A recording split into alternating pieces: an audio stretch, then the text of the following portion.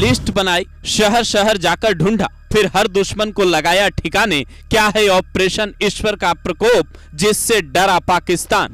वो बीएसएफ का जवान कौन जो सीधा पहुंच गया पाकिस्तान? इधर इंडियन नेवी ने संभाला मोर्चा, आईएनएस विक्रांत का वीडियो आया सामने। मिल गया डिजिटल फुटप्रिंट, कराची से सीधा संपर्क में थे पहलगाम के दुश्मन। पाकिस्तानी एसएसजी ने दी थी इन्हें घुसपैठ की खास ट्रेनिंग। इधर जब पूरा हिंदुस्तान पाकिस्तान पर एक्शन की मांग कर रहा था, सुरक्षा बलों की एक टीम इस घटना में पाकिस्तान के हाथ होने के सबूत जुटा रही थी। और जो सबूत मिले हैं, जो डिजिटल फुटप्रिंट सामने आया है, पाकिस्तानी सेना के स्पेशल यूनिट की ओर से ट्रेनिंग दिए जाने की बात सामने आई है। उसने इंटरनेशनल लेवल पर पाकिस्तान को एक बार फिर बेनकाब कर दिया है और हर हिंदुस्तानी एक सुर में कह रहा है ऑपरेशन रेथ ऑफ गॉड चलाना होगा। खुद पीएम मोदी ने भी कह दिया, दुनिया के किसी भी देश में दुश्मन छिपा होगा, उसे ढूंढ निकालेंगे। तो ये ऑपरेशन क्या है ये बताएं, उससे पहले इंडियन नेवी की तैयारी जरा देख लीजिए। जिस अरब सागर में पाकिस्तान एक मिसाइल का परीक्षण करने वाला है, उसी अरब सागर में इंडियन नेवी के जवान आईएनएस विक्रांत को लेकर उतरे और एक टारगेट को सेट करके धुआं धुआं कर दिया, जिसकी तस्वीरें हिंदुस्तान से ज्यादा पाकिस्तान में वायरल है। उधर बॉर्डर पर जवानों को अलर्ट मोड में रखा गया है। इंडियन एयरफोर्स के जवान भी प्रैक्टिस में जुटे हैं। उधर पाकिस्तान भी अपनी तैयारियों में लग गया है, लेकिन इस बार ऑपरेशन ऐसा होगा कि उसकी सारी तैयारियां फीकी पड़ जाएंगी। क्या है ऑपरेशन रेथ ऑफ गॉड यानी ईश्वर का प्रकोप?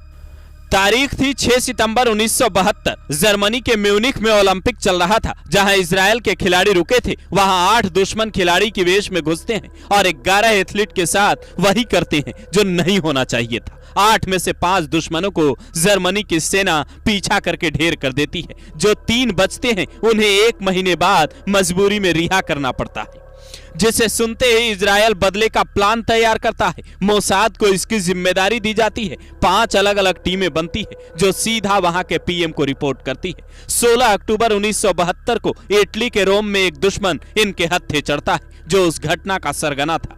2 महीने बाद 8 दिसंबर 1972 को फ्रांस में छिपे दूसरे दुश्मन के साथ भी मोसाद अपना बदला पूरा करता है। लेबनान में भी 3 ऐसे ही दुश्मन उसे और मिलते हैं, जिन्हें औरत के वेश में उनके अड्डे में घुसकर मोसाद के एजेंट सीधा ऊपर पहुंचा देते हैं। ये वो ऑपरेशन था जिसने मोसाद का खौफ पूरी दुनिया में पैदा कर दिया। दुश्मनों को यह पता चल गया कि इजराइल के एक भी व्यक्ति को हाथ लगाया तो वो ढूंढ ढूंढ कर ठिकाने लगाएगा। और अब भारत को भी यही करने की जरूरत है, ताकि कोई और घटना करने की हिमाकत कोई और ना कर पाए। भारत अब साल 2008 वाले दौर में नहीं है, जब डोजियर सौंपेगा, पाकिस्तान इनकार करेगा और बात बंद कर माफी दे देगा। बल्कि मोदी ने ऐलान किया है बदला बड़ा होगा। जांच में जुटी सुरक्षा टीम को यह बात पता चल चुकी है कि दुश्मनों ने एनक्रिप्टेड टूल्स का इस्तेमाल किया है। मौके से बरामद डिजिटल डिवाइस बताती है कि वो कराची के संपर्क में थे। पाकिस्तानी एसएसजी ने इन्हें घुसपैठ की ट्रेनिंग दी थी।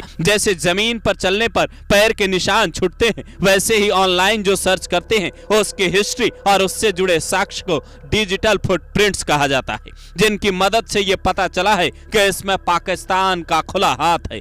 हालांकि इन सब के बीच एक खबर यह भी आई है कि एक बीएसएफ जवान जो किसान की फसल कटवाने सीमा रेखा पर गया था, नियम के मुताबिक किसानों को वहां फसल के वक्त सुरक्षा दी जाती है, वो गलती से सीमा रेखा के पार चला गया, जिसे पाकिस्तानी सेना ने पकड़ लिया और अब उसे छुड़ाने के लिए दोनों देशों के बीच बातचीत जारी है। पर सवाल यही है कि क्या भारत को भी operation Wraith of God part 2 launch करना होगा?